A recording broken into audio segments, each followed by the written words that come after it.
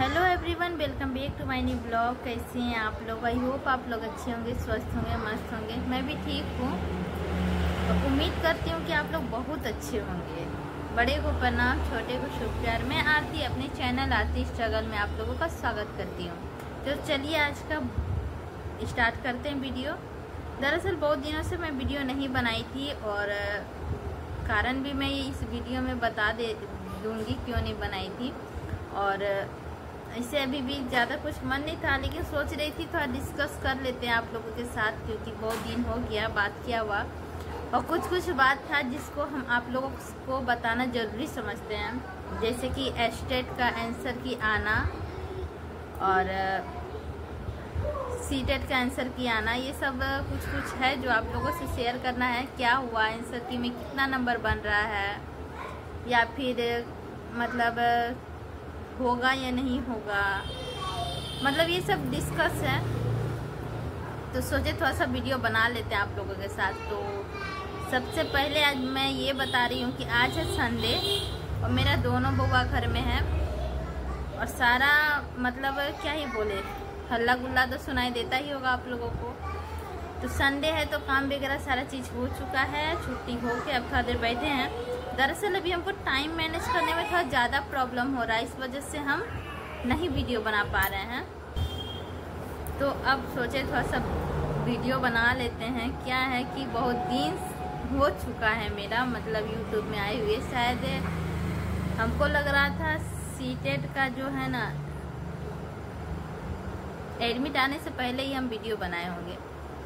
तो एडमिट आ चुका था, भागलपुर सेंटर दिया था, भागलपुर गए थे एग्ज़ाम देने। नहीं उसके बाद बनाए थे एक बार, सीटेट देने के बाद एक दिन शायद बनाए थे, हो सकता है, हमको अच्छा से याद नहीं है।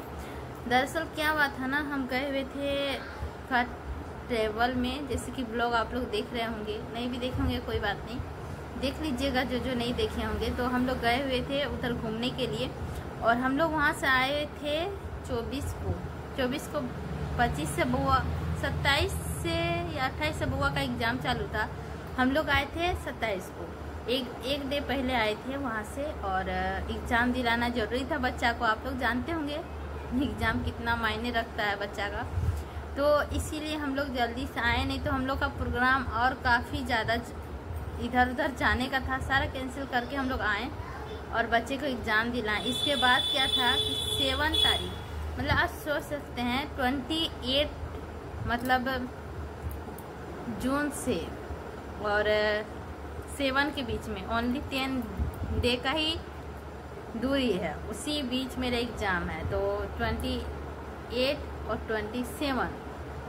27 को हम लोग आए थे और 28 को मेरा एग्ज़ाम था। मेरा नहीं, बउआ का एग्ज़ाम था। 7 को मेरा एग्ज़ाम था। कुछ बोलने में, हम लोग आए थे वहाँ से 27 को, 28 को बउआ का एग्ज़ाम था और फिर इधर 7 को मेरा एग्ज़ाम था। इस बीच में हम नहीं चाहते थे कि एक भी वीडियो बनाए हम, और जो हम वीडियो बनाए भी थे ना, मतलब जो गए हुए थे जहाँ वो सब सारा रिकॉर्ड करके मेरा मोबाइल में ही था। 1-2 शॉट कभी डाल देते थे, लेकिन एकदम डालने का बिल्कुल भी मन नहीं था।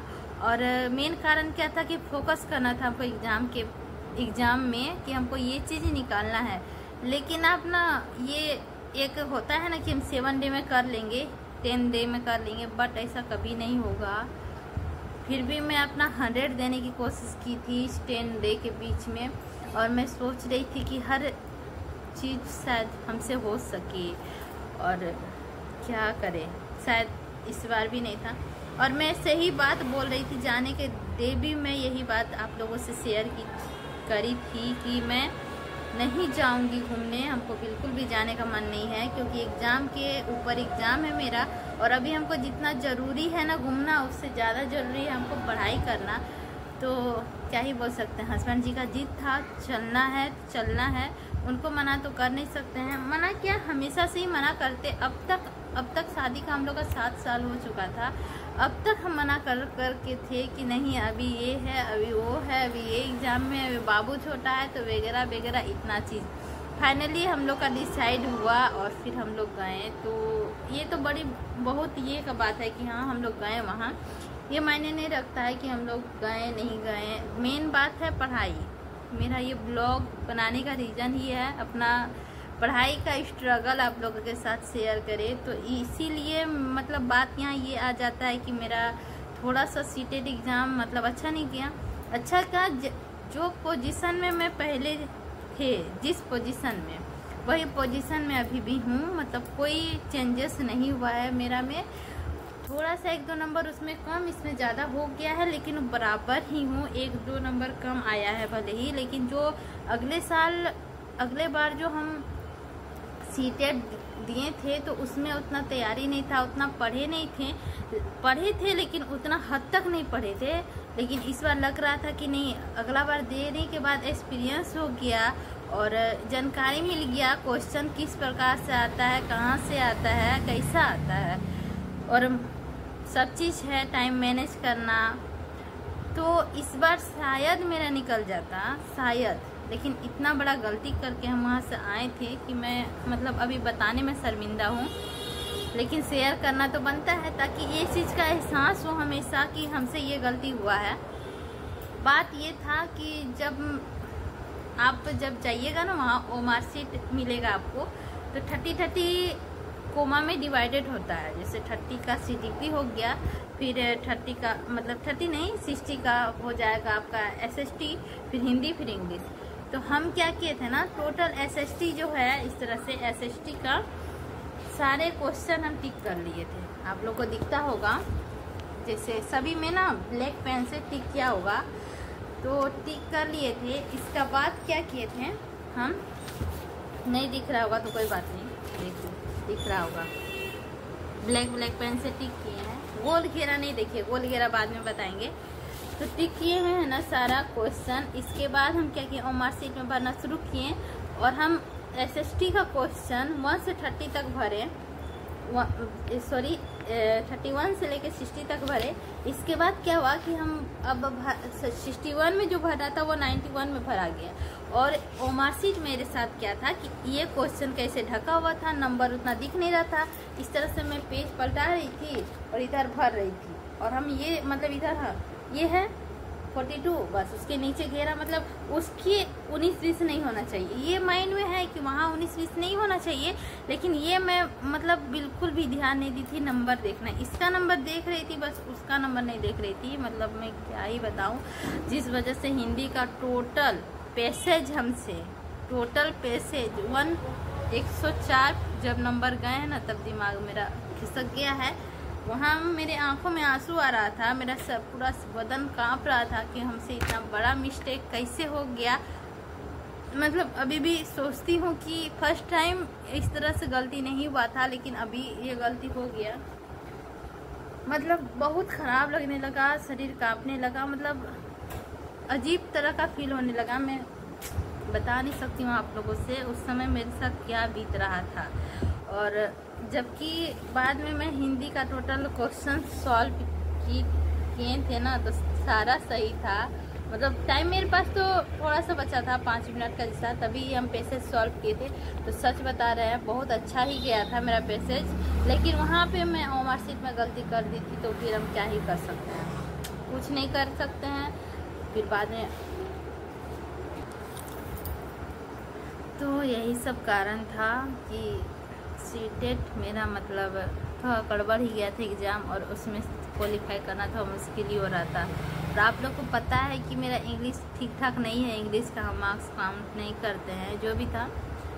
इसके बाद वहाँ से आने के बाद जो सर लोग एनालिसिस करवाते हैं, सनी सर एनालिसिस करवाए, मतलब सनी सर का SST देखते हैं। इसके बाद एक क्या टीचिंग परीक्षा का जो सर है, क्या नाम है उनका, दिनेश या फिर कुछ नाम है, तो वो सर का भी देखते हैं। तो मतलब हम ना ऐसा ये नहीं है कि यही चैनल को देखेंगे, हम सारे चैनल को देखते हैं। तो उतना सर लोग का नाम याद नहीं है, बस टीचिंग परीक्षा है उनका, और काफ़ी अच्छा वो दिखाते हैं। उनका तो लास्ट टाइम का जो था ना मैराथन सब मतलब A1 था, इसके A1 था तो था। और क्या था ना कि इतना अच्छा से वो पढ़ा रहे थे कि रिवीजन करवा के, याद करवा के, तो वो हमको बहुत अच्छा लगा।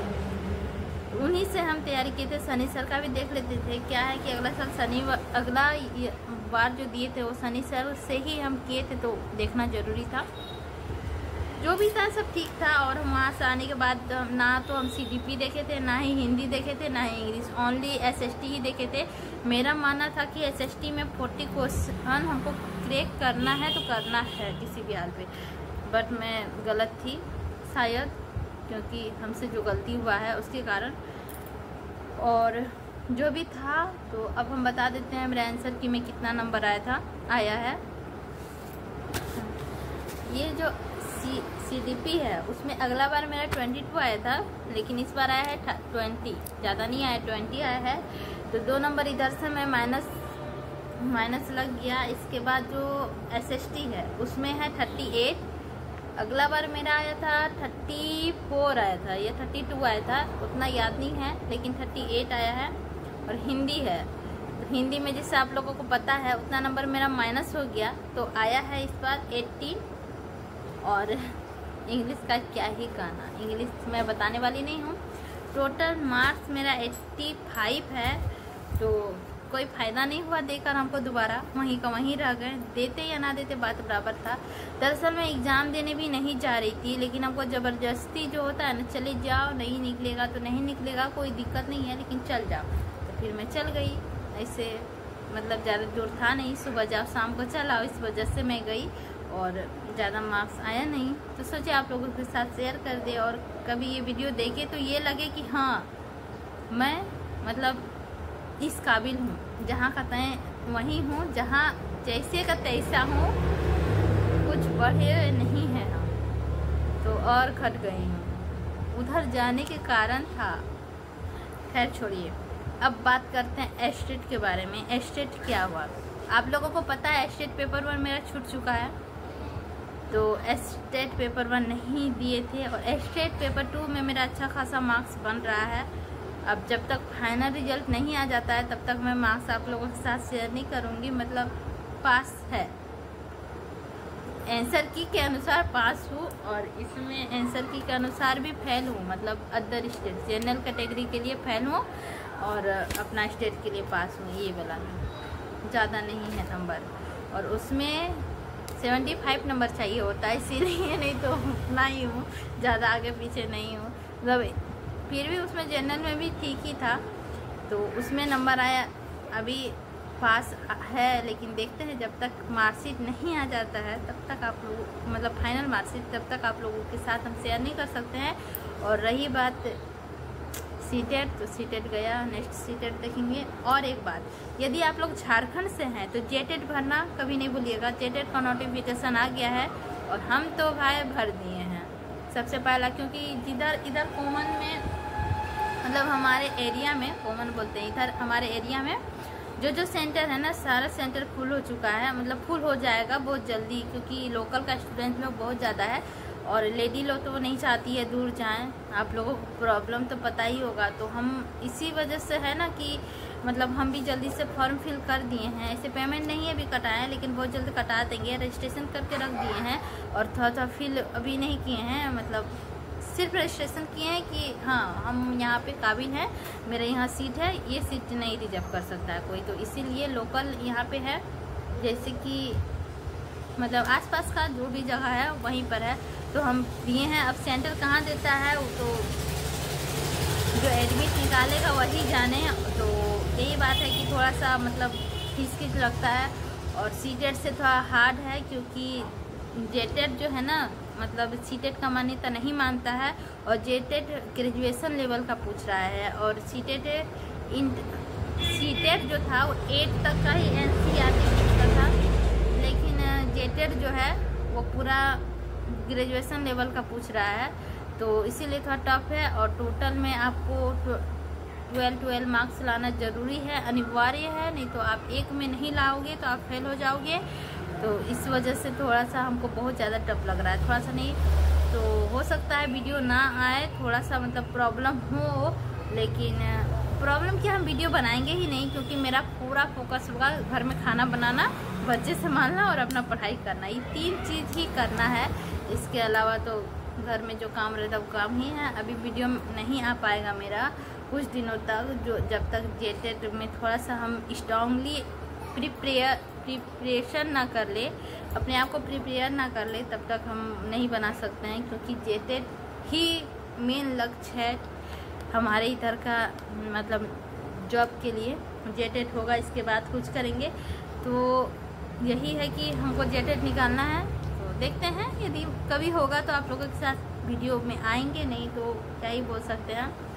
और क्या है होता है पता नहीं। और जब एस्टेट का रिजल्ट आएगा तब हम आप लोगों के साथ ज़रूर आएंगे। सीटेट का रिजल्ट आएगा तो आप लोगों के साथ ज़रूर आएंगे। और देखते हैं जब मेरा फॉर्म फिल हो जाएगा तब फिर हम आप लोगों के साथ आएंगे। तो मिलते हैं अगले ब्लॉग में। तो तब तक के लिए लेते हैं विदा। और जैसे जैसे रिजल्ट आएगा हम आप लोगों के साथ शेयर करेंगे, कितना नंबर आया, क्या चीज़ हुआ मेरे साथ। जो अभी हुआ वो तो आप लोग समझ गए होंगे। सीटेट में क्या हुआ था, एस्टेट में क्या हुआ था, शायद आप लोगों के साथ शेयर किए थे। तो इसी वजह से है कि थोड़ा सा हर चीज़ में है ना स्ट्रगल करना पड़ता है। तो जेटेट में जो करना पड़े करेंगे, लेकिन निकालने का 100 देने का कोशिश करेंगे। अब कहीं नहीं जाना है, घूमने फिरने घर में रहना है और ओनली पढ़ाई करना है। तो चलिए मिलते हैं किसी और ब्लॉग में, तब तक लेते हैं हम आप लोगों से विदा।